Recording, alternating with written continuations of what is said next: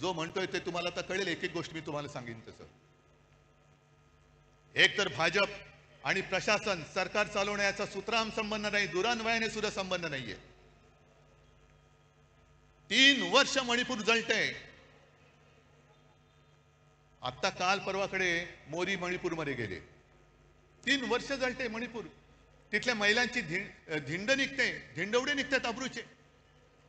ना मोदी जायला तयार, ना दुसरे व्यापारी जायला तयार.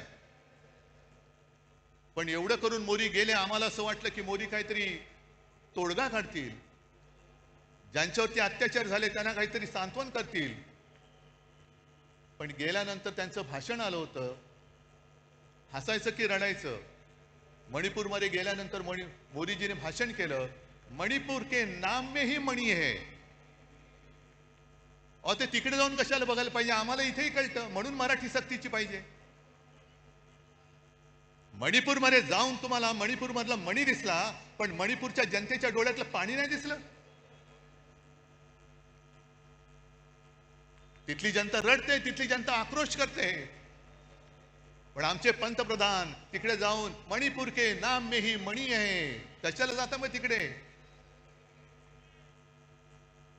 ही जी यांची सगळी जी वृत्ती आहे, मला असं वाटतं काही वेळेला विचार केल्यानंतर की भाजप म्हणजे आता अमिबा झालेला आहे. अमिबा